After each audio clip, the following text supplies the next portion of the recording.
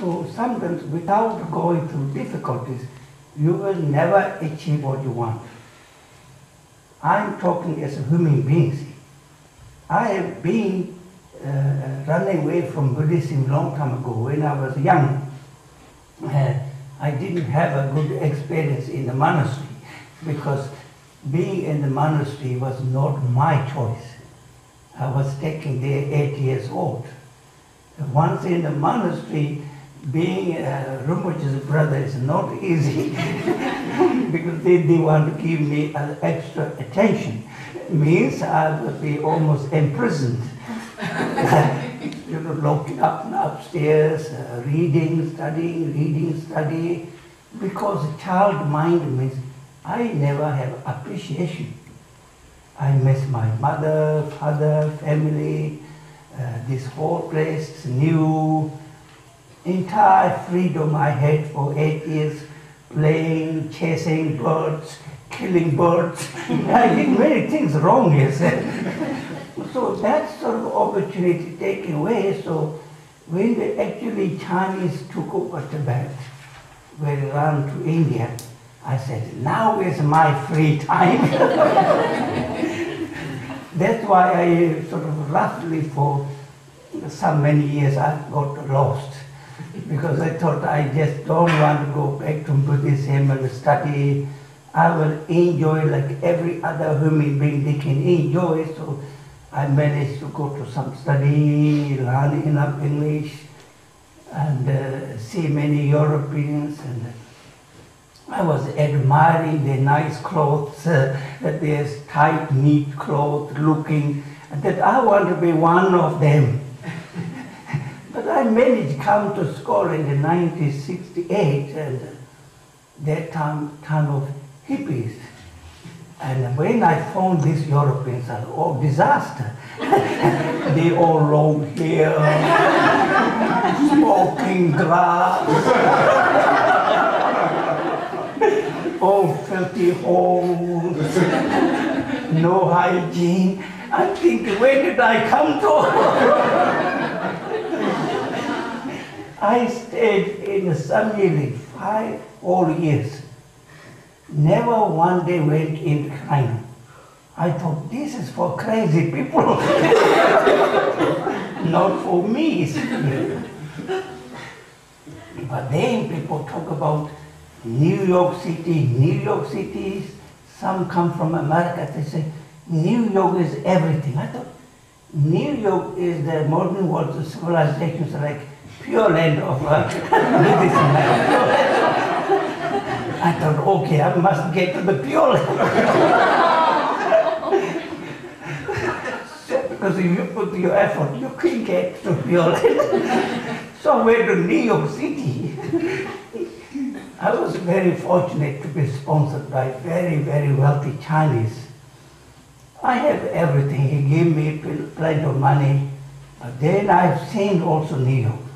You go to subway, people say, don't go along, you're going to be robbed, you're going to be beaten up, and you go to Bronx, all these Hispanics, and Puerto Ricos, and the black community, they have no life. Every house seems to be burned down. And there's a places we call police no-go area. People are so much in drug and alcohol and fighting. This is terrible. And the one day what shocked me very best is we walking up in a Center Park. One this very tall, big black man with big chain in here.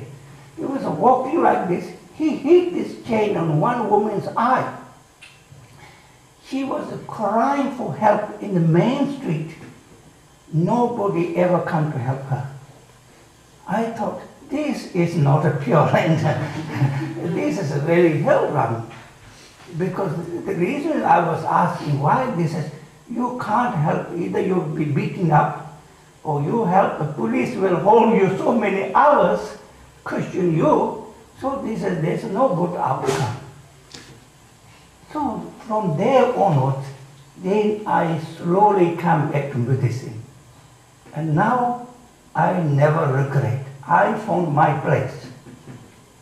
But it wasn't easy. Because then I thought, I've been wild for so many years, there is no way I will be able to tame this wild being. So I decided only way is to take the highest ordination and lock myself in for many years in a retreat. So when I went to the retreat in 1980, for the first 3 years was the most difficult time of my life. I want to run out. I can't focus in the practice. Everything I have done in the world, everything comes back to me. And I was almost using one of the most silly excuses of my life, because I had $15,000 in the bank. It was sometime 84, 5. My brother wrote to me saying, Tibet is now more free. And our parents are there, and we have 2 sisters. I thought, this is a good opportunity to run away from this retreat. I have the money, I have a good excuse to come to see my parents. My retreat master, I said to him, I'm thinking about going out. He said to me, I'll break your leg.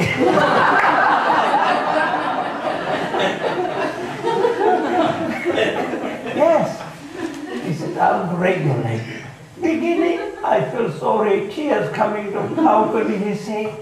Then I thought, you deserve this. You have no pure motivation. You're using your parent to run out of the retreat. Of course, I was always very fortunate. So Lama Rinpoche said to me, when you are out there, you have been one of the worst Tibetan person's example. Yeah, he used to say to every Tibetan in India, they should never become Akun Rinpoche's brother. He is so bad. He is so bad. So he said, when you have so much energy to be so bad, you should use that energy to be so good. So I managed. Then I said, no, I'm not going to sit here and crying and feeling sorry for myself. If that means in the name of practicing, if it kills you, I should be committed to do this. So I start to get up 3:30 in the morning. I did 1,300 prostrations a morning. Every morning. I have a hole here, hole on the knees. I thought I will finish myself off. Gradually, I'm so tired of even thinking and worrying. So after 5 years of this, now I can meditate any place in the world. I went through this most difficult journey of my life, and I succeeded, see.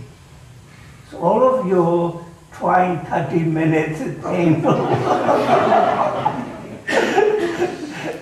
Casual Dharma practicing, looking for enlightenment. There's a big hope for a little practice.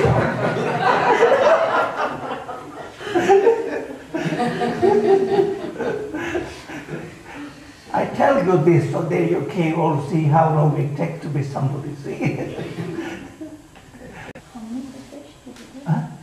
Like 1,300 every morning, even holes. I put a bandage every morning, fix up, do again. So this for almost 1 million prostrations I've done, and those Yuddha yogis who've been doing 100,000, still it takes 5 years or 6 years.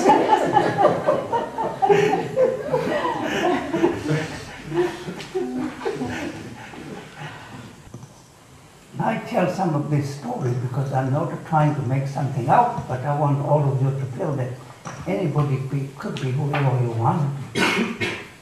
When I built this retreat place up in Woodstock, New York, I want to have a very comfortable, cozy retreat place.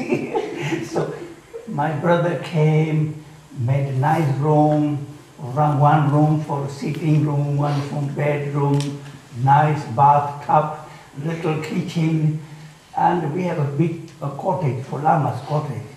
I took the electricity, water, everything to bring to my retreat hut. So the fault of this was, 1-2 years time, our center Kamatriana says, we're going to build a big temple next to your retreat. We're going to take away this cottage. So they cut off my electricity, they cut off my water, they took everything away. So in return, they give me to use my sort of thing for camping toilet, a little baby toilet. I was trying to use this and I could not manage. I'm thinking I'm like a little baby. So I said, please, I can't manage to use this for long. Can you make some hole in front of the door? Then they brought a digger and they made a hole. Temporary sort of toilet. Then America is America. Some of the heaviest machinery next to my retreat. Oh, my little cabin. Oh.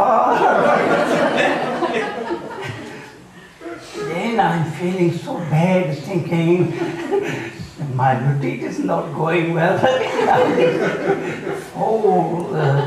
Heavy digging machinery, everything disturbs me. So then again, Kala Rinpoche comes to me. He says, this is the best opportunity. He says, every blessing is coming to you. You need to learn and accept all these noises and be able to meditate. I kept up this for 4 whole years with machinery. Plus, it was Woodstock Mountain and forest. The screw, you know screws? This thing with long tail, bushy tails. Squirrels. They get through my cavity in my cabin, so they making noise whole night. You know, the log cabin, so they get in the between the log cabin, making homes, making noise whole night. The beja, this big tail heavy one, they dig under my log.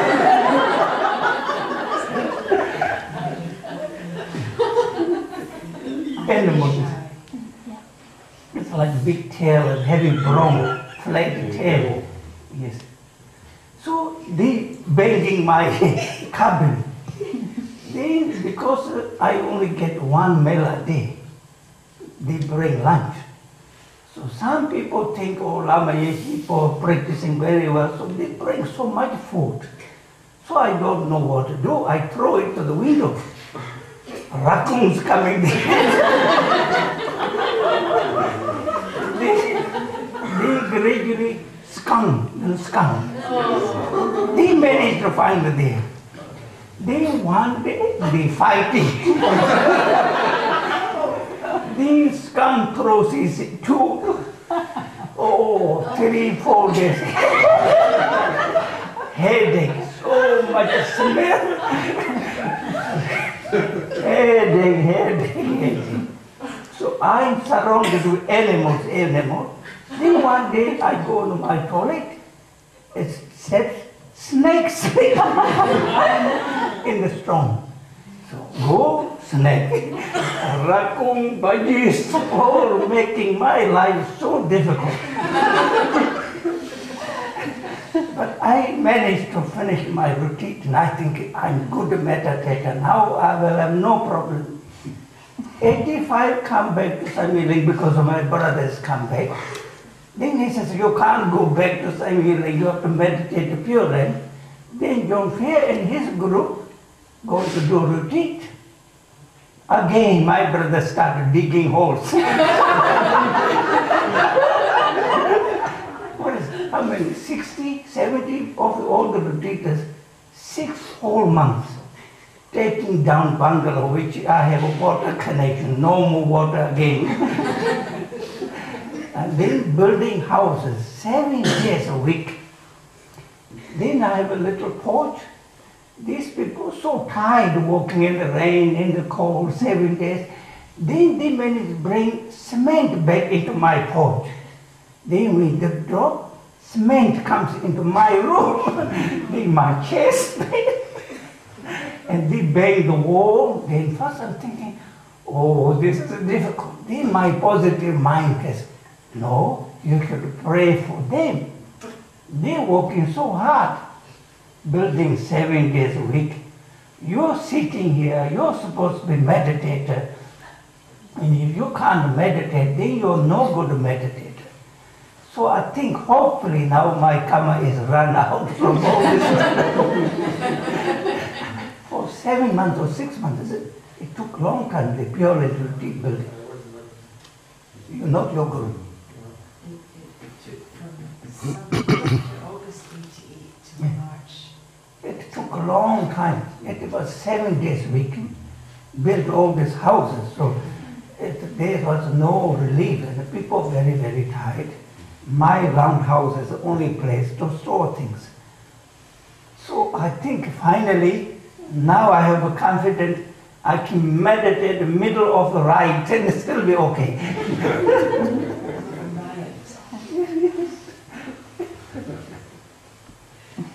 And not only that, then I decided this money is evil. Because when you have money, then you think you're being to something.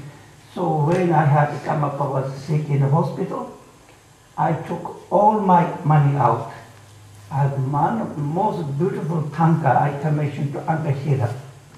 Only I have that. Rinpoche bouquet like this big size.